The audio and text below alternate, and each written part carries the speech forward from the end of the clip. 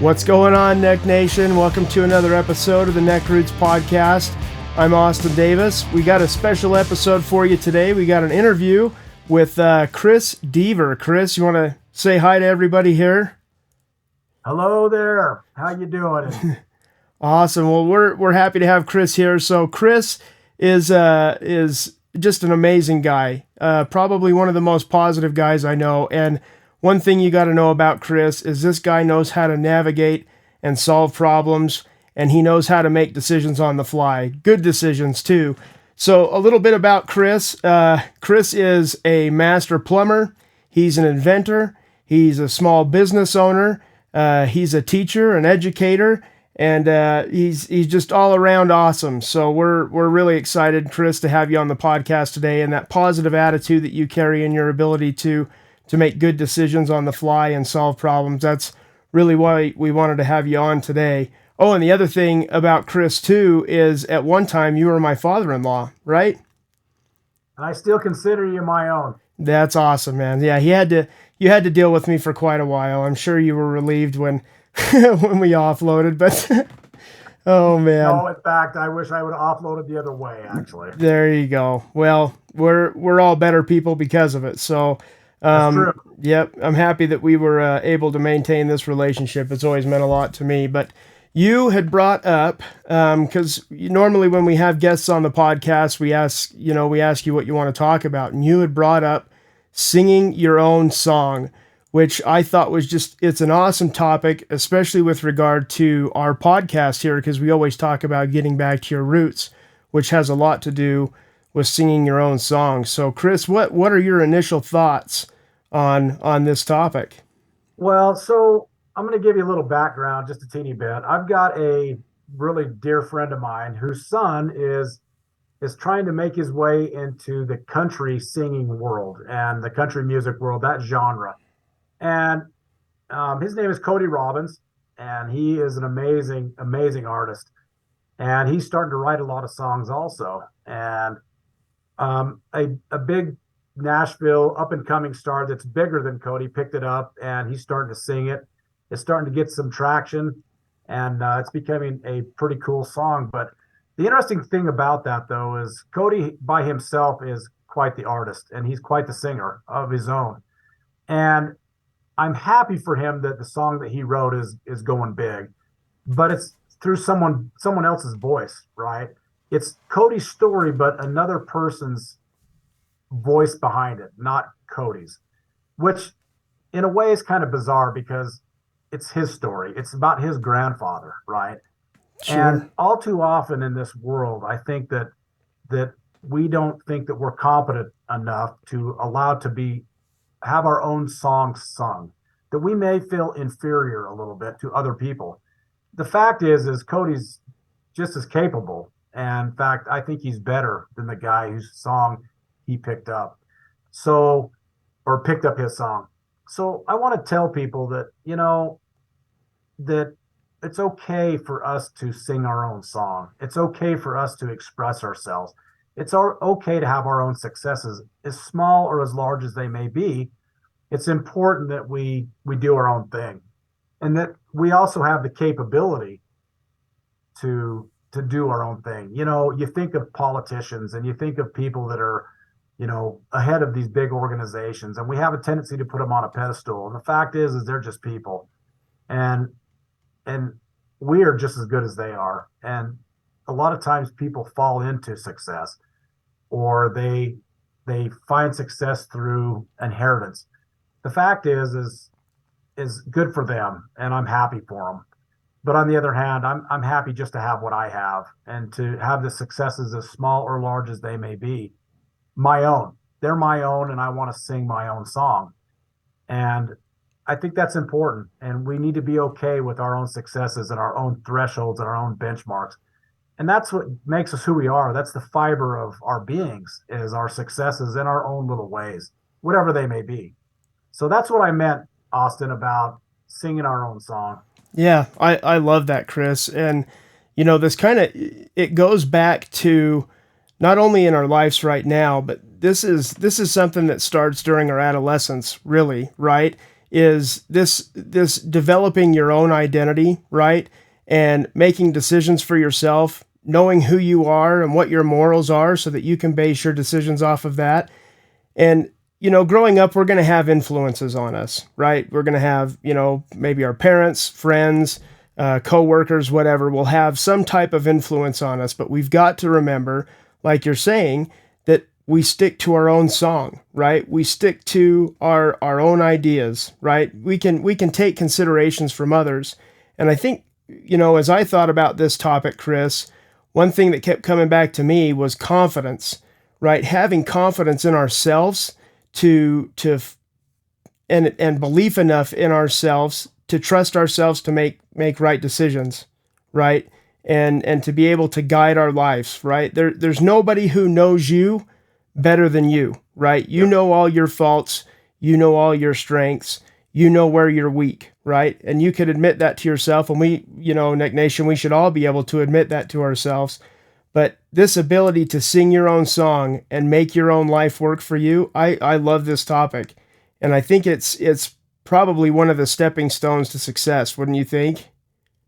Yeah, there's no question about it, and so there's a part about that that's humility also, right? That we can learn from others and take examples that others have given us and watch their pitfalls, and we can use those to to refine us in our own ways. And it's interesting. So you mentioned I got an invention, and it's amazing the critics that I had talking about this invention and the possibility and the downfalls and the pitfalls. And I didn't cash in the house and mortgage my house for this invention. I organically just grew it. And the fact is, it's paid for a lot of trips. It's paid for a lot of materials on my house that I built. But it's my success, right? And it worked out. I also wrote a book about plumbing. And there's people that read it to criticize how I wrote it, but there's also people that read it because of the content. And there's true. Anybody can be a critic, right? In fact, most people are very good at criticism. And of course, I'm the mayor of Eureka right now, of my town. And I'm not the smartest guy in town by any means, but I know the way that the town needs to go. And I'm not afraid to speak up about it. And I don't take back any words that I say because I want the best for my community, right? And Sure. if I get the best for my community, then it becomes the best for me, right? Absolutely. And my family. So it's one of those deals also that we all, people are just people. And again, we need to sing our own song and be proud of what we do. And we need to have thresholds and benchmarks that we create that are within reason, right?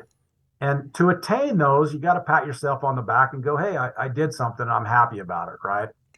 So those are some of those things, whether it's racing motorcycles, which Austin and I love to do. That's just part of our being, right? That's in our blood, brother. It is. And you know what? They give us a finisher pin at the end. Not everybody wins. Not everybody gets a trophy, but everybody that finishes gets that pin because they finished. They won. They won.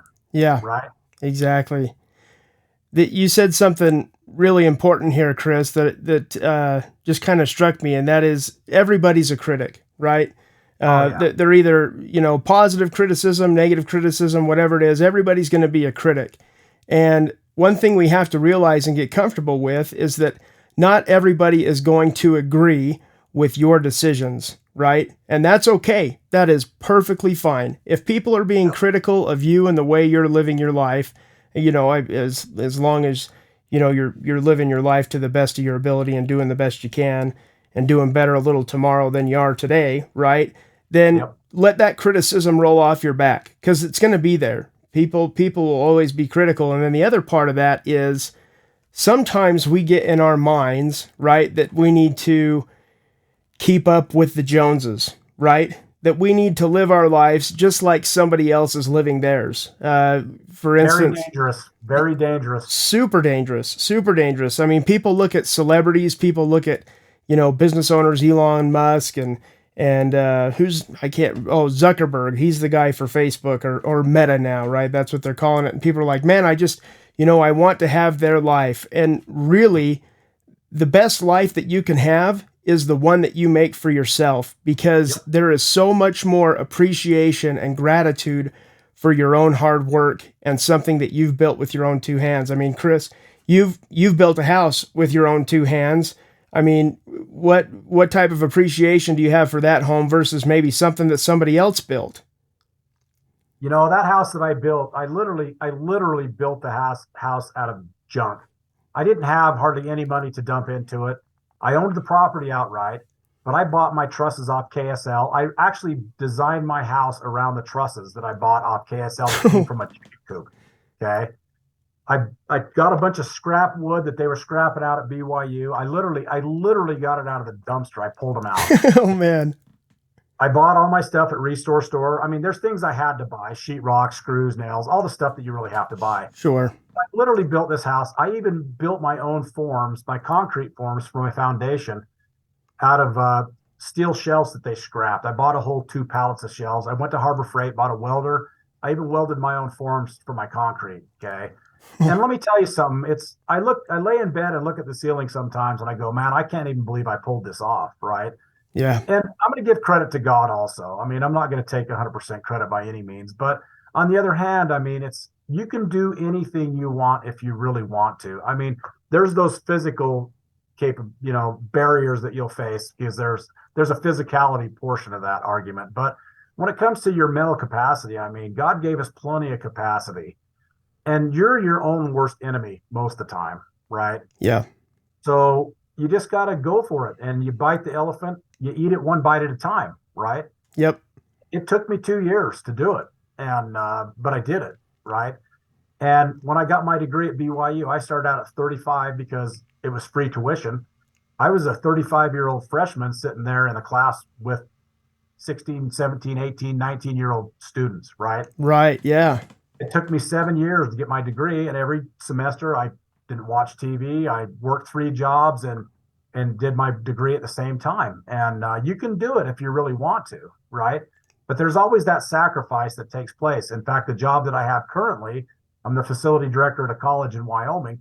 I would have never got it without my degree from BYU that was free because I worked there, right? Because I couldn't afford to go to college if I had to pay for it. But you make these little milestones, and then when you reach it, you pat yourself on the back. But something that you said, Austin, is important is those critics.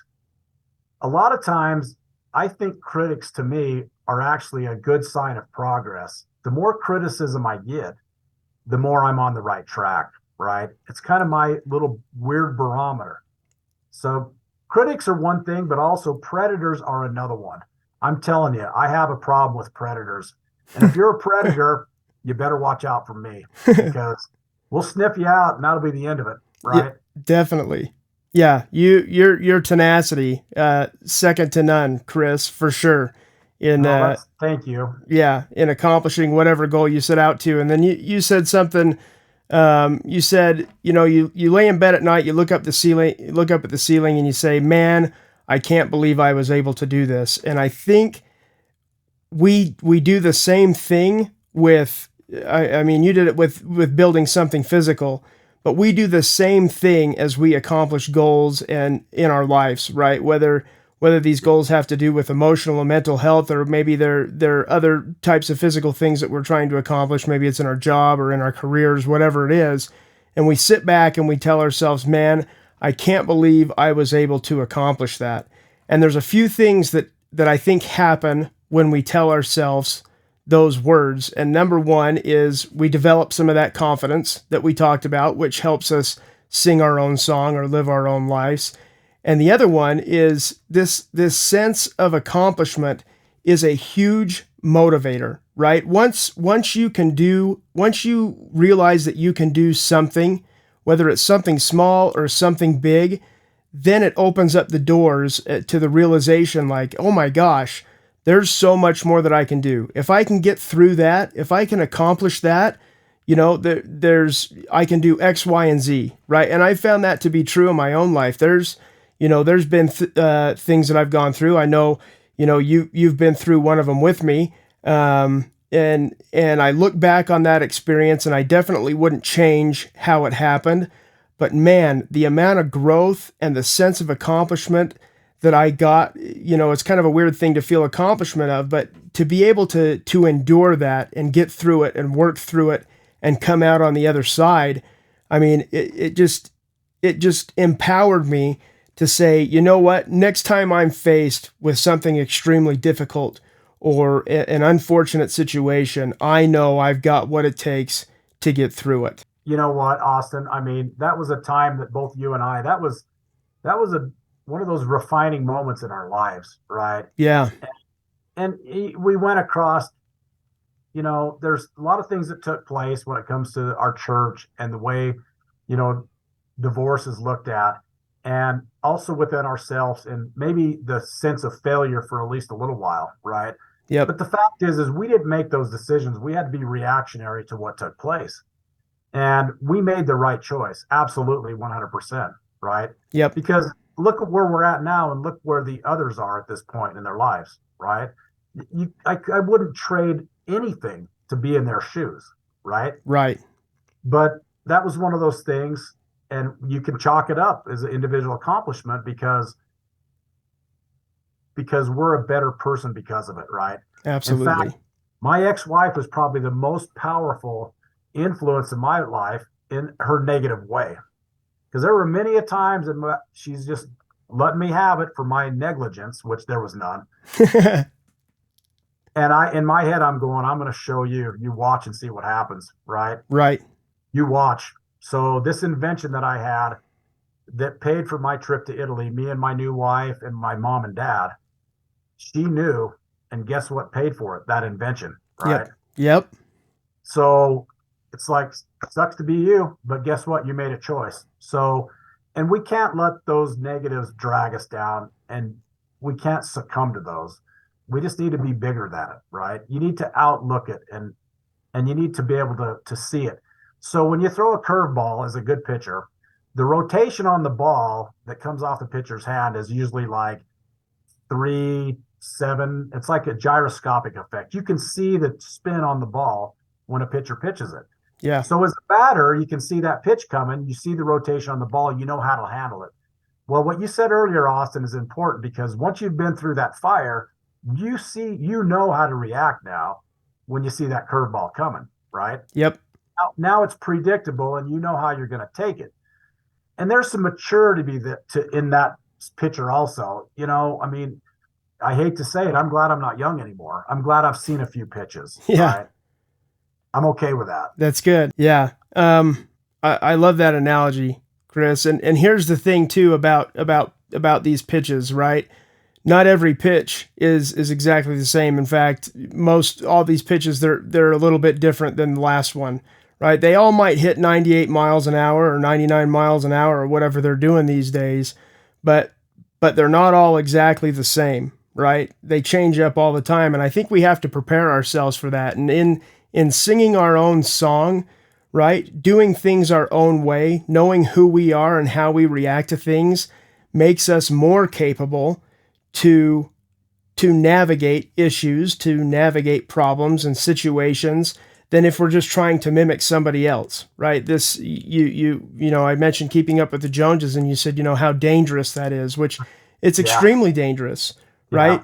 Yeah. Because you lose yourself, you lose who you are, and you're making decisions based off of, somebody else's pattern and somebody else's way of life.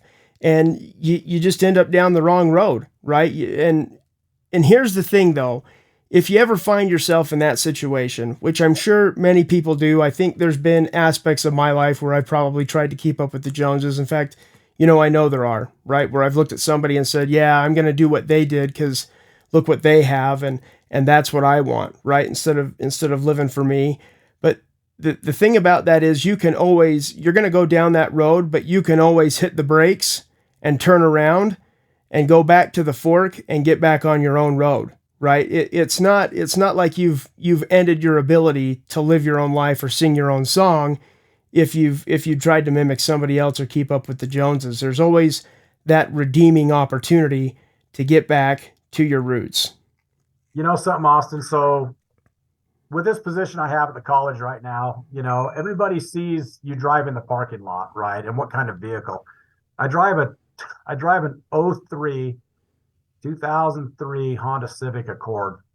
excuse me, Honda Civic, not Yeah. Accord, a red one, 2 doors. I Dude, the whole remember, fact, Chris. I remember when you bought that for like I, $700. yep, yep, and I still drive it, right? I mean, my car is the biggest beater in the parking lot by a long shot. In fact, when I drive out of Walmart, they put the homeless sign down when they see me. Okay, but it's okay because it's mine, right? Yeah. And it's my story, it's my song, and I've got a 2017 F-150. But on the other hand, I drive that other car because I don't need to be defined by my vehicle, right? I know Yeah. who I am. My employees they know who I am. I don't need that to define me as a person because they know who I am, and they know that I'm okay about driving a beater car. That it's okay. It's okay to have not the nicest stuff because it's my own song, right? I only Yeah. have to prove to myself it's okay. I don't have to show anybody else, Yeah. right? Yep. I love that, Chris, because in having other people know who you are, right? That means that you've got a good grip on you knowing yourself, right? If other people know who you are and where you stand on certain things, then you've got that you've got, I don't want to say you've got it nailed down 100%, but you've got a really good idea who you are and you are living your own life, right? And we can, we may have influence on other people, and opportunities to, coach other people on certain things and how we handled issues, right? But I think it just as important as, when those people reach out or those individuals reach out, whoever they may be, and ask for advice, that we also encourage them just as we encourage ourselves. We give them the information and say, but, consider this, and then also think about what you would do, right? This is how I handled the situation, but you need to take into account what your thoughts and your feelings are on these situations, and really evaluate, how are you going to handle this issue? And some of it may look the same as mine, and some of it may not, right? But There's the great familiarity, opportunities. though. That fastball or that curveball or knuckleball, or no matter what you're throwing, though, over time you start to recognize that it's coming, right? Yep. And you know how to react to it. And that defines who you are, as how you're going to deal with it, right? Anybody can be a cynic, and anybody can be a fatalist, right? But not everybody can just be. It's okay. It's okay to not drive the nicest car. It's all right. I mean, Yeah. what difference does it make anyway, right? Right. And you know, oddly enough, I've always wanted to have an IROC Z28 convertible. I know that's back in the Oh, 80s, and no, Chris, that's awesome. I love that yeah, car. yeah. So one day I was at the junkyard looking for parts because I didn't have any money, and that's how I just had to fix my car anyway. And I thought it was fun to scrounge around through there. But I walked up to this pile, and there was a stack. There were probably 50. There was a bunch of IROC Z28s in there, but there were plenty of Camaros just stacked up. And it kind of broke my heart a little bit, right? Sure. Here's this car that I thought was the thing. It was the shiz of a car, right? Yeah. And Yep. that was, my identity would be tied to that car. But I realized that over time they're just junk, and they're probably a bunch of beer cans right now as we speak, right? Yeah. Sure. So we can't identify ourselves with mortal things that rust and fall apart, because you're not going to have anything. You'll have nothing in your soul or of your genetic makeup of who you are, that fabric I talked about earlier. So we want to make sure that what we do is purely genuine and doing the right things, and not for anybody else, not even your spouse, but for you, right? Yep. Absolutely. I love that word that you use, Chris, is genuine, right? Because as we're talking about this, that's what it comes. I mean, it comes down to that, being genuine, right? Being who you are, and portraying that to the people around us, right? The people who matter most, because like we talked about, we're going to have those critics, and they'll be critical of your genuine self. Let that roll off your back. But this whole idea of being genuine, I mean, it's critical important to who we are as individuals, how we conduct ourselves, and how we're perceived, right? Yep. And it's okay to be wrong. I mean, I make mistakes all the time, and I tell people, sorry, I screwed up, Yeah. right?